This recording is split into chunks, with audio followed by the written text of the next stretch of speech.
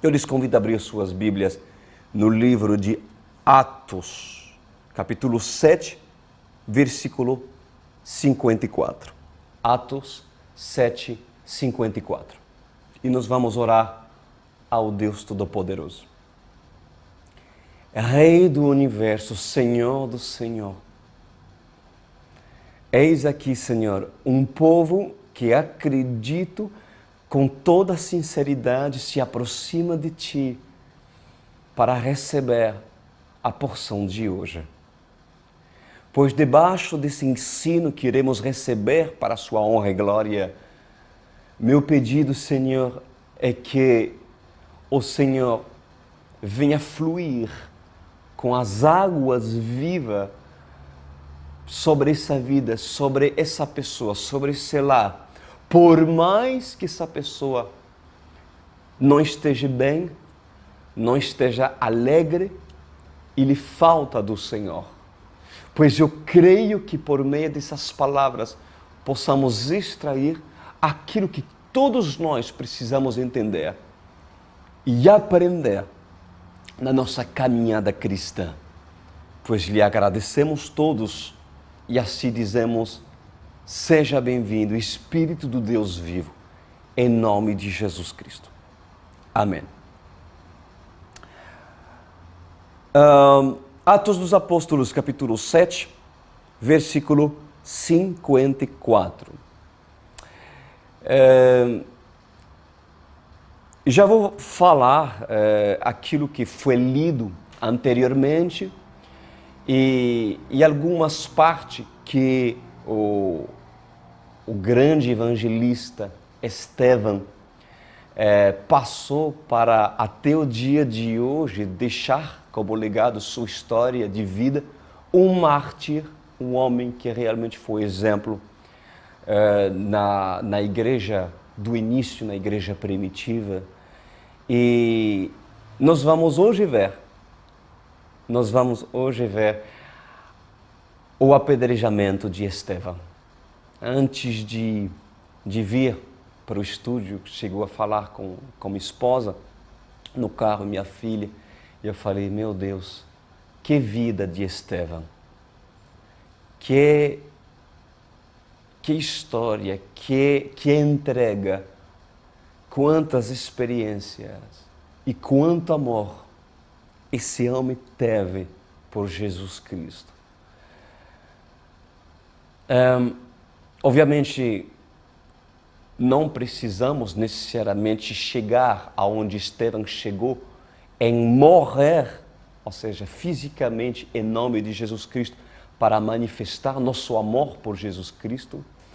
Mas se realmente vocês querem manifestar seu amor por Jesus Cristo, começa a morrer na sua carnalidade. Começa a morrer nas suas paixões e desejos. Comece a morrer, porque é essa morte que Jesus Cristo espera de um Estevão dos dias de hoje. Um Estevão que realmente marcou sua época. E nos versículos anteriores, Estevão, ele relata no seu discurso frente às autoridades religiosas a história de vários homens ilustres da Bíblia, heróis da fé, tais como Moisés. Fala de Moisés, fala de Josué, fala de Davi, fala como foi construído o primeiro templo, a primeira casa por Salomão. E fala de outros personagens ilustres para um povo que conhecia a lei. Fariseus, saduceus, pessoas do Sinédrio que estava presente para julgá-lo. Homens má, mesmo conhecendo as Escrituras. Homens com coração duro de serviço. Homens que não reconheceram um homem de Deus um homem cheio do Espírito Santo.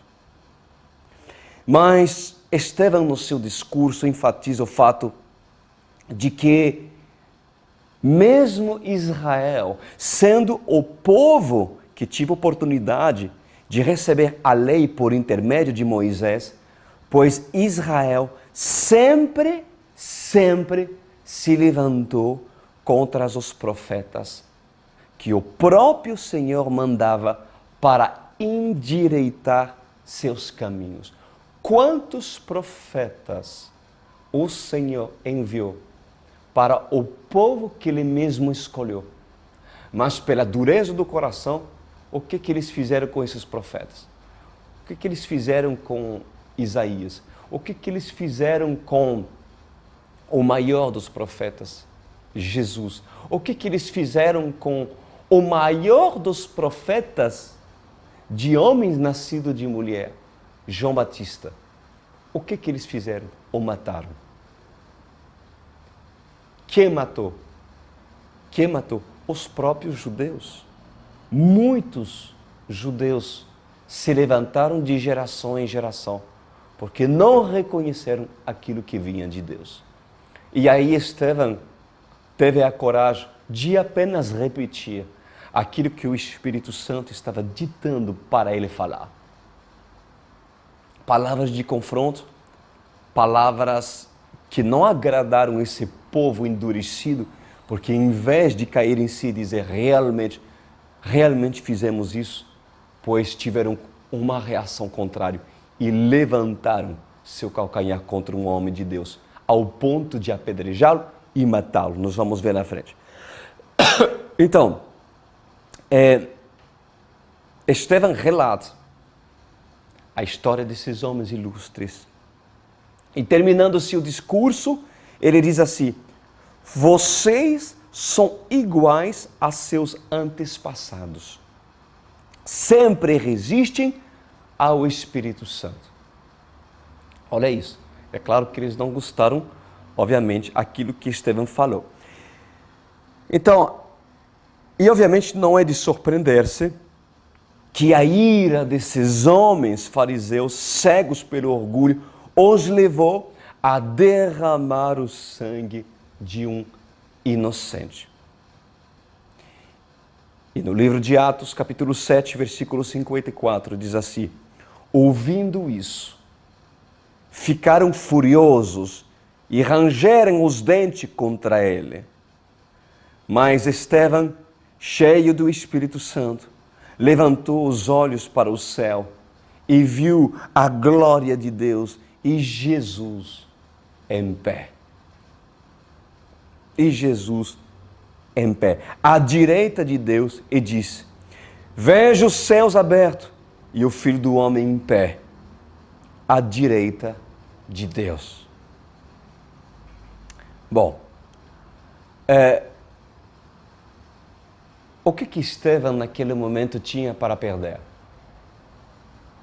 Você acha que Estevão estava se preocupando de perder sua própria vida por falar a mensagem que o Espírito Santo estava ditando para ele falar? Você acha que Estevão estava preocupado em querer salvar-se da situação de tantas feras selvagens que estavam cercando a vida dele nesse sinédrio, sepulcro, calado, homens de dura serviço?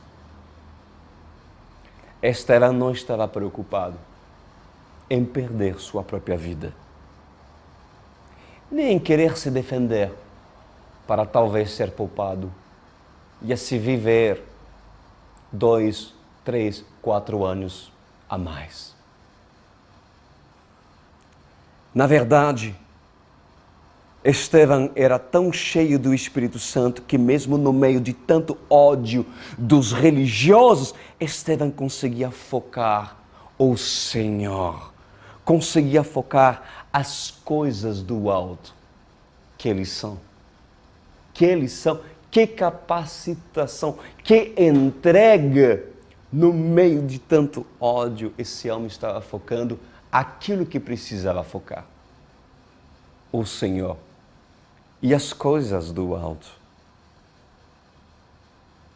E isso é realmente morrer para si mesmo.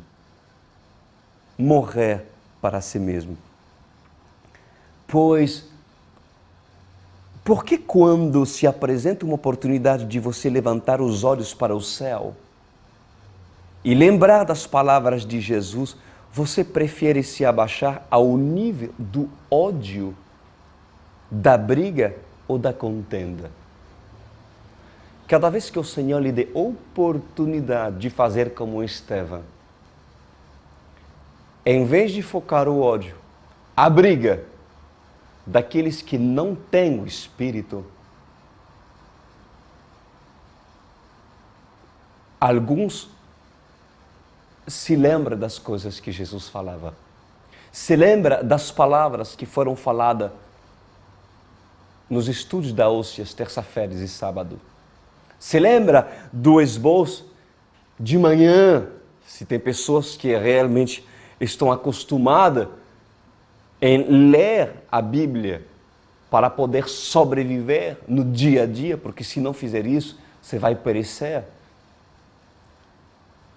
Porque cada vez que o Sinédrio se opõe a você, porque basta cada dia seu próprio mal, a cada dia há algo que Satanás planeja fazer contra você, para assim lhe tirar sua paz, lhe tirar sua alegria. Mas você precisa estar preparado para esse dia, para que quando isso acontecer, você não olhar daqui para isso, para essa situação, mas daqui para cima da situação.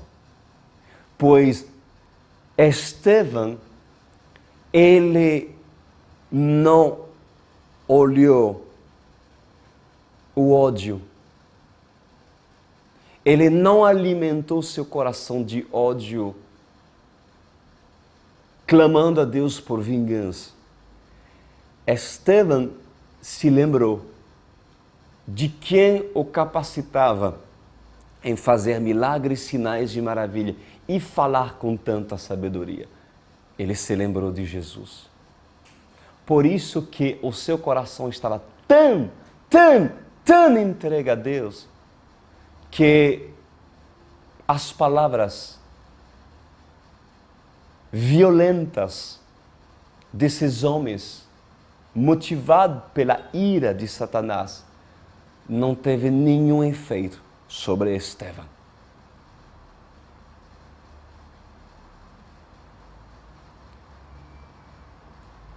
É muito provável que há muita estrada para vocês andarem para chegar àquilo que Estevão passou e vivenciou.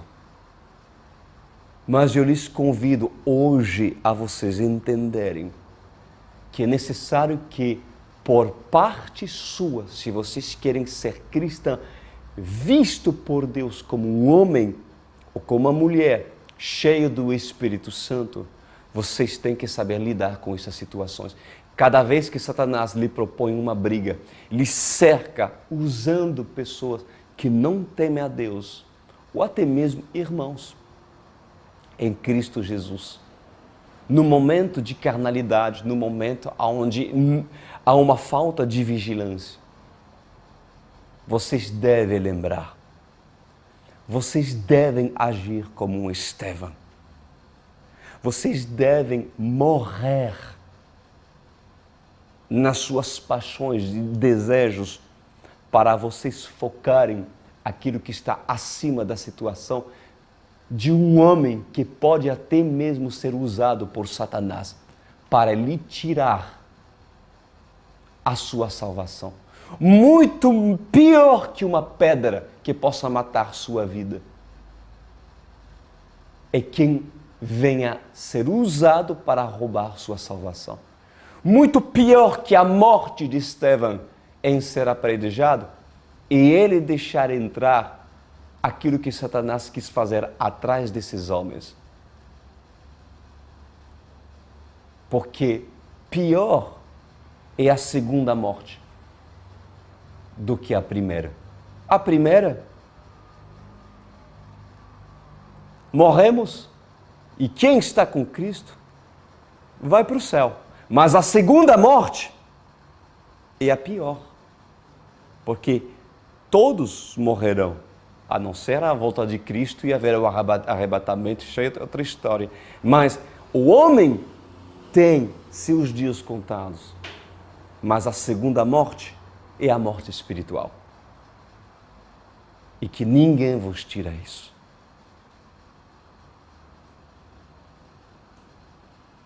Vocês já se perguntaram por que Estevão era tão cheio do Espírito Santo? Quando um homem não tem mais motivo de viver para esse mundo, pois o homem não foca e não dá o valor que a carne quer que nós demos para este mundo.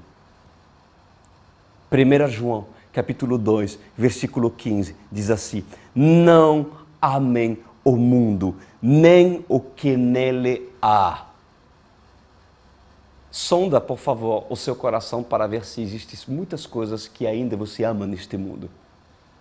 Ao ponto de, muitas vezes, essas coisas lhe separar de Deus e lhe impedir de progredir. Não ame o mundo, nem o que nele há. Se alguém ama o mundo, o amor do Pai não está nele. Ele pode dizer: Deus me ama, eu amo a Deus. E essa pessoa será totalmente enganada. Por quê? Porque a Bíblia afirma que o amor de Deus não está nele. É um mentiroso, ele está enganado. Por isso que nós não devemos amar o mundo, pois tudo o que há no mundo, a cobiça da carne, a cobiça dos olhos e a ostentação dos bens. A ostentação dos bens. Gente, tem pessoas que, inclusive nas minhas redes sociais, eu teve que deixar de seguir. Por quê? Porque são ostentadores dos bens, esbanjam os bens, vivem em função daquilo que eles têm, mesmo ministro do Evangelho, pois isso é uma pouca vergonha. Não faça isso. Eu não esbanja as coisas que Deus tem me dado. O Senhor tem me prosperado. Sim, eu construí uma vida, entendeu? De ministro de louvor. Eu faço meus eventos. Eu tive uma carreira no passado de cantor internacional, pois o Senhor sim me abençoou. Porém, por que eu vou viver na ostentação? Quem vive na ostentação, em querer mostrar aquilo que ele tem, pessoal, isso é amar as coisas deste mundo. Se você as tem, amém. Se Deus vos abençoa, amém. Mas, com ou sem, o meu amor por Deus não vai mudar. E minha alegria por servi-lo, seja no muito ou seja no pouco, vai continuar o mesmo. Minha vida não vai mudar. O mundo e sua cobiça passam, diz a palavra, mas aquele que faz a vontade de Deus permanece para sempre. Continuamos, olha só. Tito, capítulo 2, versículo 11, diz assim: porque a graça de Deus se manifestou salvadora a todos os homens. Ela nos ensina a renunciar à impiedade e às paixões mundanas e a viver de maneira sensata, justa e piedosa neste presente, nessa era presente. Filipenses, capítulo 3, versículo 7, diz assim: mas o que para mim, diz Paulo, era lucro, passei a considerar como perda. Que exemplo? Vamos entender isso. Eu falo isso porque Estevão realmente chegou aonde chegou, porque esse mundo não tinha mais motivo de ser. Que isso não incentiva as pessoas depressiva a tirar sua vida. Eu vou tirar minha vida porque este mundo realmente não presta para mim, então eu vou para Deus. Pois aquelas pessoas que querem se matar e usa de suicídio para pensar que vão ter alívio no dia da manhã, estão bem errados, porque essas pessoas serão condenadas. Quem és tu para tirar tua vida? Tira tua vida mundana e viva para Cristo, porque mais covarde e mais fácil é para um homem sem entendimento insensato tirar sua própria vida fisicamente, para pensar depois que sua vida se aliviará. Isso é um grande engano. Mas o homem corajoso é o homem que decide abandonar as coisas deste mundo para viver para Cristo. Isso é um sacrifício que Deus quer. Pois Paulo fala, tudo que para mim era lucro, passei a considerar como perda. Havia muitas coisas que Paulo considerava como lucro. A religião dele, o conhecimento passado, antes de conhecer Cristo. Paulo tinha muito conhecimento. Mas nem tudo aquilo que Paulo sabia e conhecia realmente era verdade. Há muitas coisas para a minha vida que eu considerava algo muito importante. Dentro dos princípios familiares que meus pais me ensinaram. Dentro dos costumes religiosos que os meus pais me ensinaram. Porém, quando descobri a Bíblia e os ensinos e os princípios da Palavra de Deus, eu vi que realmente aquilo que eu pensava ser importante se tornou esterco, lixo. Aquilo que eu considerava a idolatria que eu praticava. Idolatrava Maria, consultava Maria, consultava os santos. Colocaram para mim a minha religião católica, apostólica e romana como sendo a mãe religião, que tinha a verdade. Só que quando descobri a Bíblia, quando descobri a verdade, as Escrituras, meus queridos, há muitas coisas que eu considerei esterco, como se Paulo diz. Paulo continua dizendo, mais do que isso, considero tudo como perda. Tem pessoas que não querem perder tudo. Querem perder alguma coisa, mas isso eu não vou perder. Pois Paulo diz, considero tudo como perda. Comparando com a suprema grandeza do conhecimento de Cristo Jesus, meu Senhor, por quem perdi todas as coisas. Quem conhece realmente Cristo, meu irmão? Não há nada mais precioso do que estar com Ele. E quando Deus lhe mostrar, por meio da sua palavra, certas coisas que o Senhor lhe pede perder, é fácil. Por quê? Porque quem descobriu a verdade e reconhece o valor da verdade, é claro que não se torna difícil jogar fora, abandonar aquilo que Deus lhe pede. Eu as considero como esterco, diz Paulo, para poder ganhar Cristo e ser encontrado nele. Não tenho a minha própria justiça que procede da lei, mas a que vem mediante a fé em Cristo, a justiça que procede de Deus e se baseia na fé. Tudo isso, meus amados, para vocês entenderem como um homem chamado Estevão chegou aonde chegou. E por que Deus teria permitido que Estevão, inclusive, chegasse ao ponto de ser apedrejado? Poderia o Senhor ter livrado Estevão? Poderia o Senhor ter livrado Pedro, que foi crucificado de cabeça para baixo, porque não se achou digno de morrer como seu Salvador? Poderia ter o Senhor livrado João Batista, que foi degolado, e assim levado a cabeça de João Batista por Herodias e apresentado? para o rei Herodes? Poderia Deus ter livrado? Sim. E por que ele não fez com pessoas tão íntimas e tão usadas por Deus? Há muitas coisas que são mistérios. Mas eu lhe digo, não se preocupai nessa vida. Porque afinal, nesse mundo tudo vai passar. E, inclusive, há certas coisas que eu gostaria de falar com você depois, acerca de Estevão, sobre a morte dele. Nós vamos ver depois, algo interessante. Vamos lá continuar, meus queridos. Versículo 57. Olha só. Opa. Procurando abrir aqui. Isso.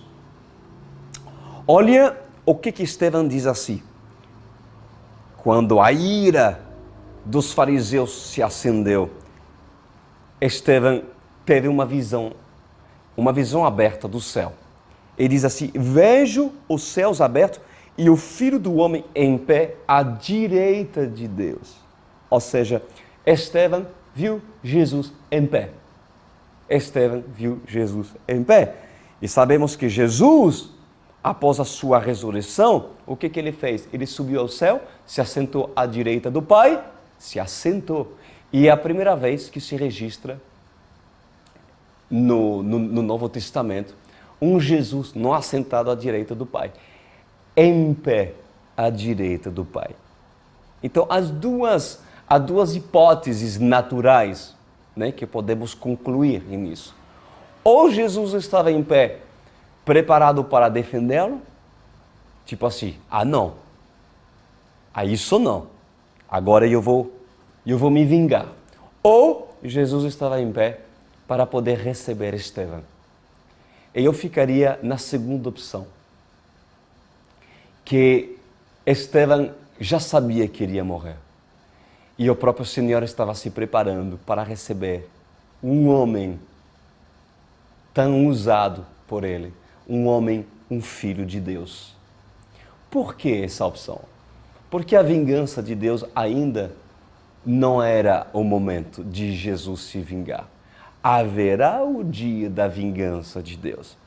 Haverá um dia em que o Senhor vai se levantar e ali vai, junto com todo o seu exército de homens e mulheres que morreram em Cristo Jesus, voltar na terra para assim dar uma tremenda surra no anticristo, a besta e o falso profeta e todos aqueles que se juntaram junto com eles.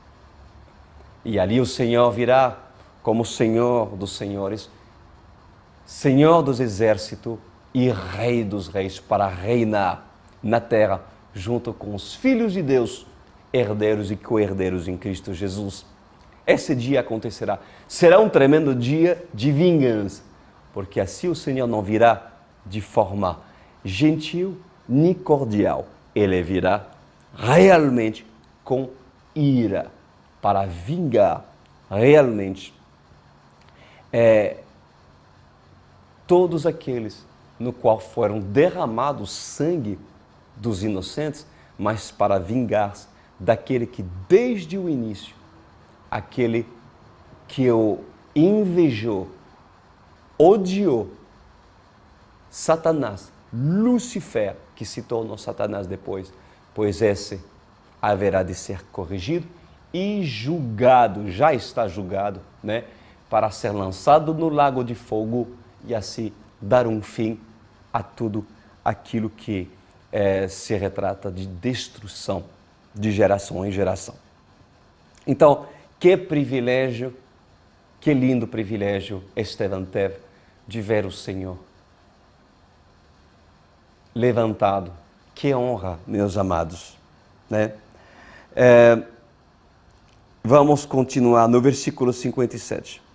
Diz assim: mas ele, os fariseus, né?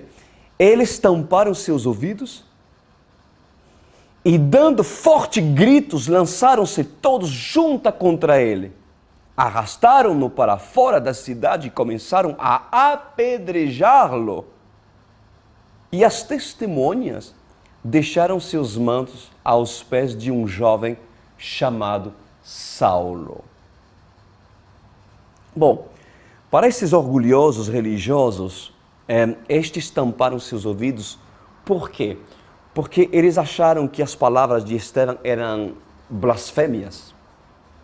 Blasfêmias. Assim mesmo aconteceu com Caifás, quando Jesus se apresentou e foi julgado por Caifás.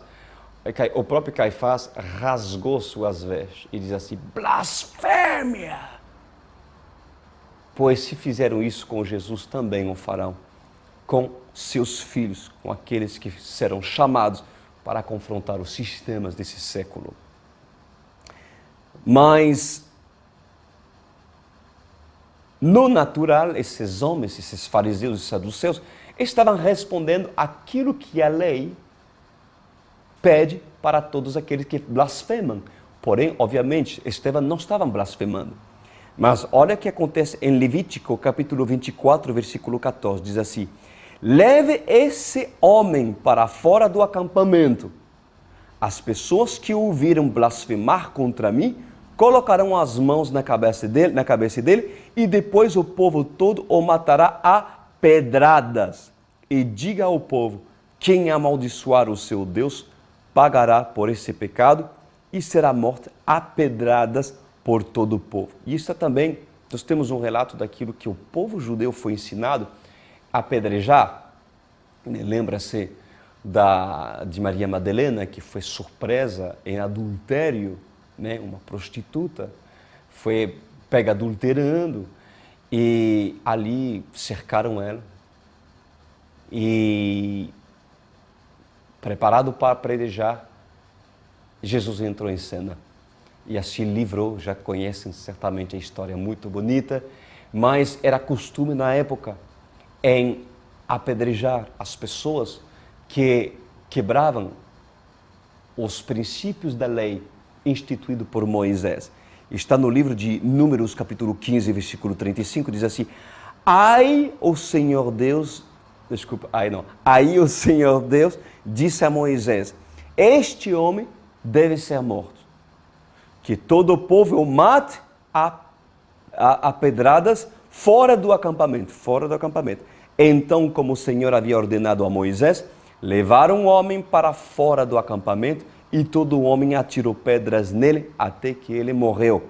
Então a Bíblia registra, meus amados, que as testemunhas, que são as testemunhas?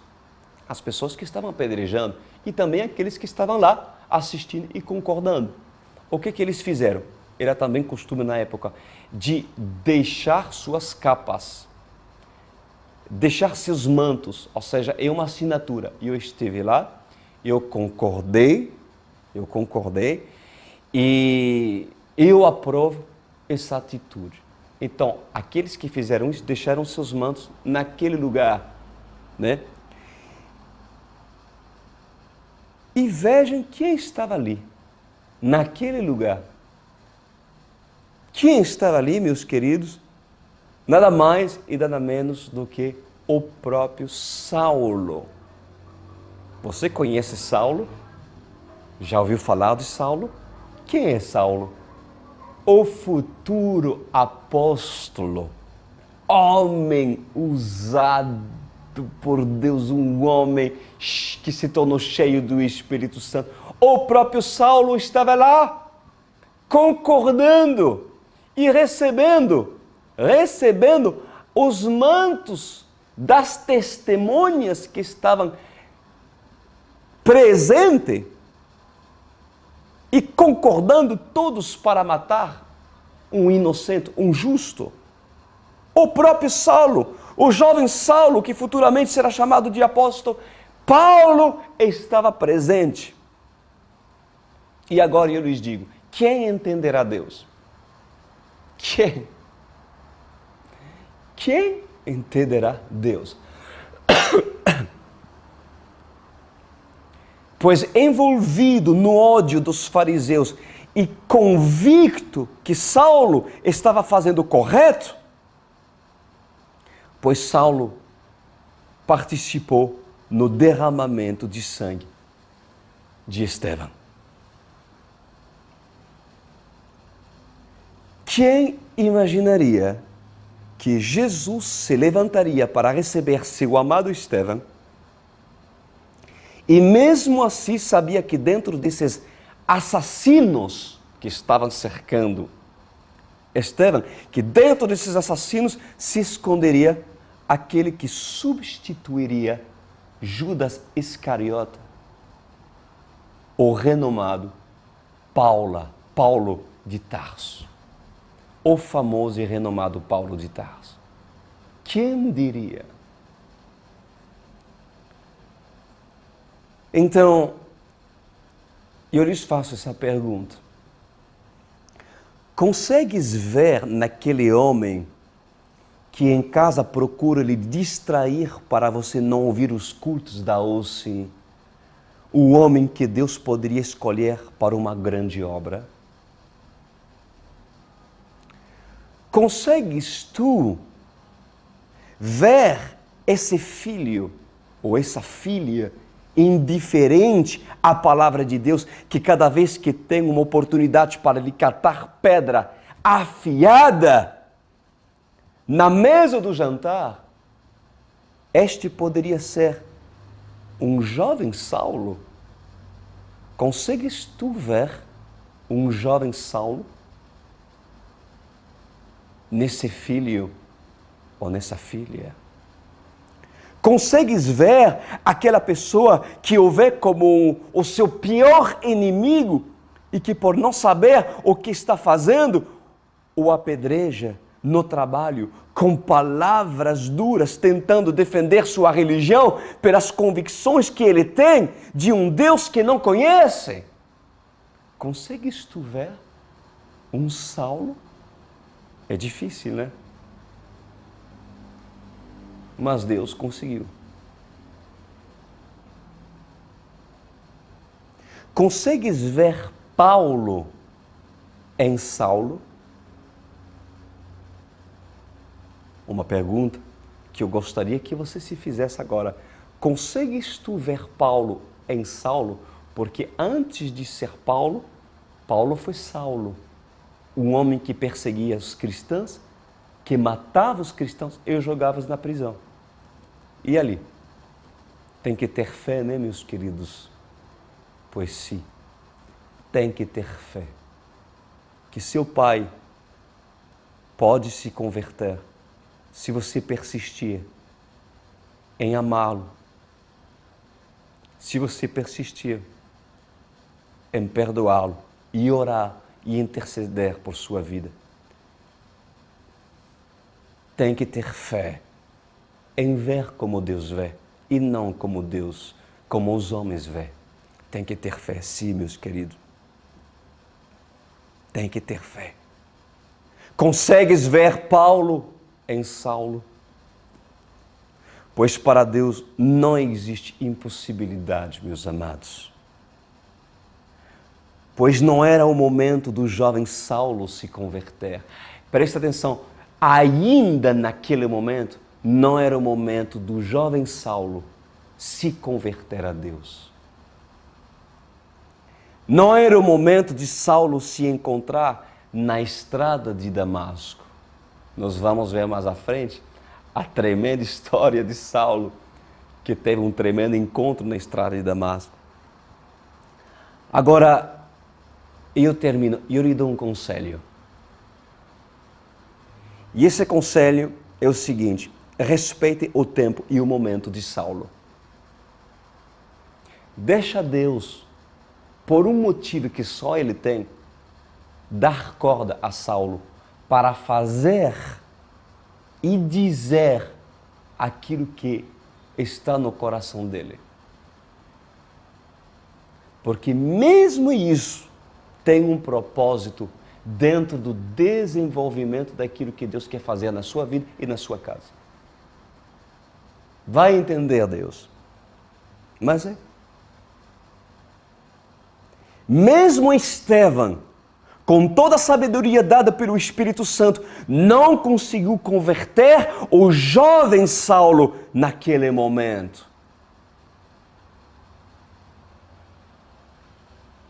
E mesmo com tantas palavras extraordinárias, Saulo, naquele dia, não se converteu.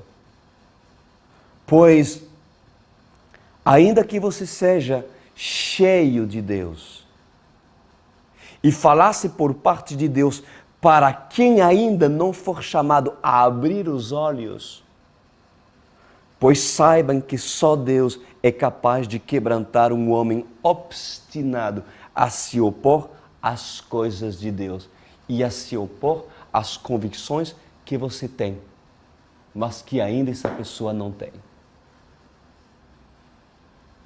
Vamos ver como Deus vê? Vamos, meus amados. Então eu lhes convido a fechar seus olhos e ver com uma visão diferente, que pode ser que ontem você estava tendo em relação às pessoas que lhe impedem prosseguir nos caminhos da verdade. Vamos ver diferente. Meu querido Pai Celeste, minha oração neste momento é que Paulo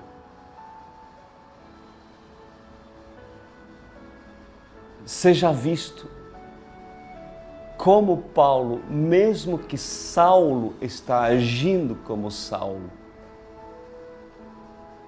Que essa pessoa possa ver com olhos de fé. E mesmo que essa pessoa não venha ser transformada e mudada no tempo em que se espera que haja uma mudança, o Senhor não quis que Estevão seja livrado pelo próprio Saulo.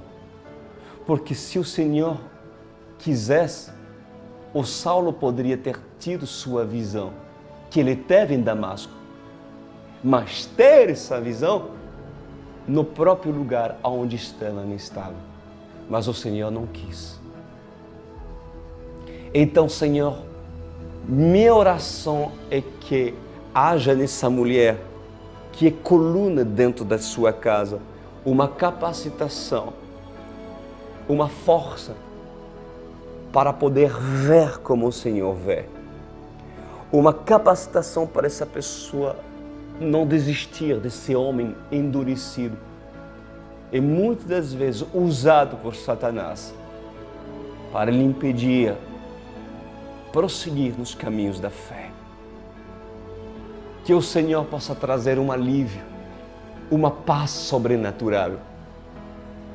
E que essa pessoa, Senhor, possa se tornar uma Estevão, morrer nas suas paixões. E quando teve a oportunidade de manifestar os frutos do Espírito, então que essa Estevão, ou que esse Estevão não enxerga o ódio dos fariseus, mas quando a oportunidade se apresentar, levantar os olhos e mesmo que não veja Jesus em pé, que se lembre do que Jesus falou. Assim, Senhor, e eu lhe peço que essa capacitação os alcance. Em nome de Jesus Cristo. Amém.